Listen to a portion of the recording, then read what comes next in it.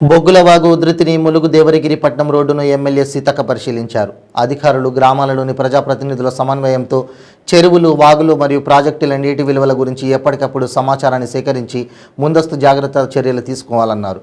అత్యవసరమైతే తప్ప ప్రజలు ఎవరూ బయటికి రావద్దని సూచించారు.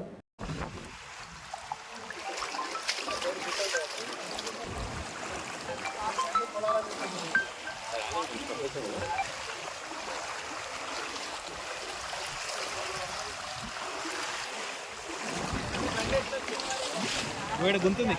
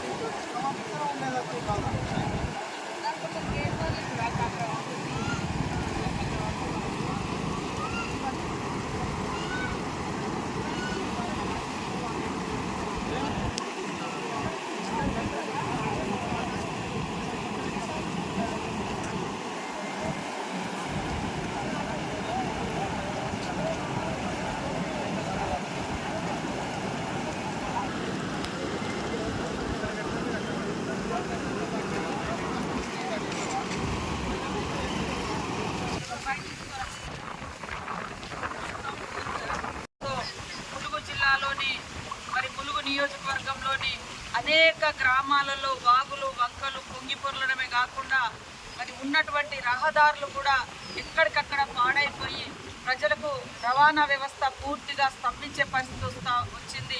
అదే కాకుండా కొన్ని ఏదైతే బ్రిడ్జీలు ఉన్నాయో ఆ బ్రిడ్జీల కాడ కూడా చెత్త చెదారము లేదా కెనాల్ లాంటివన్నీ పూడ్చుకపోయి నీళ్ళన్నీ స్టక్ అయిపోయి ఇట్లా రోడ్ల మీదకి వచ్చి రోడ్లన్నీ కూడా ధ్వంసం చేస్తున్నటువంటి పరిస్థితి.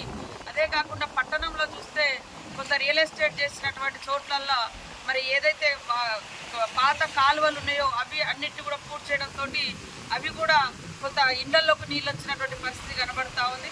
కాబట్టి జిల్లా యంత్రాంగం కూడా అదేవిధంగా వివిధ శాఖల అధికారులు ఎక్కడికక్కడ ఎందుకు మరి రోడ్ల మీదకి నీళ్ళు వచ్చినాయి అనేది కూడా గమనించి ఎక్కడైతే కాలువలు పూడ్చుకపోయినాయో అవన్నీ కూడా వెంటనే తొలగించే విధంగా చొరవ చూపించాలని కూడా కలెక్టర్ గారికి వివిధ శాఖల అధికారులకు కూడా విజ్ఞప్తి చేస్తూ ఉన్నాం. అదేవిధంగా మరి ఆయా శాఖల మంత్రులు ఆర్ఎండ్బి కానీ, పిఆర్ కానీ, ట్రైబల్ వెల్ఫేర్ కానీ రోడ్లు దాదాపుగా చాలా చోట్ల కోతకు గురైనాయి.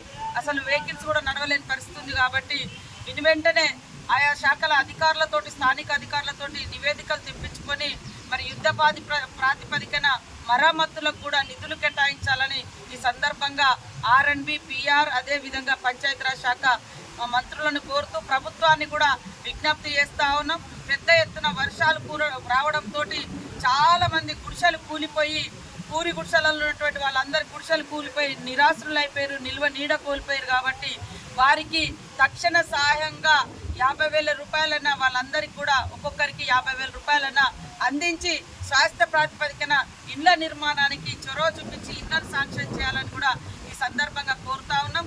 అదేవిధంగా ఐబీ అధికారులు కూడా అప్రమత్తంగా ఉండాల్సిన అవసరం ఉంది. ఇరిగేషన్ అధికారులు చెరువులు కూడా నిండిపోయి మరి మత్తళ్ళు పడి అదేవిధంగా వీకున్న కాడ కట్టలు తెగిపోయి నీళ్ళన్నీ కూడా ఊర్ల మీదకి కానీ వృధాగా కానీ పోతున్నటువంటి పరిస్థితి ఉంది. కాబట్టి వాటిని కూడా మరమ్మతు చేస్తూ అందుబాటులో ఉండాలని కూడా ఈ సందర్భంగా అధికారులను కోరుతా ఉన్నాం.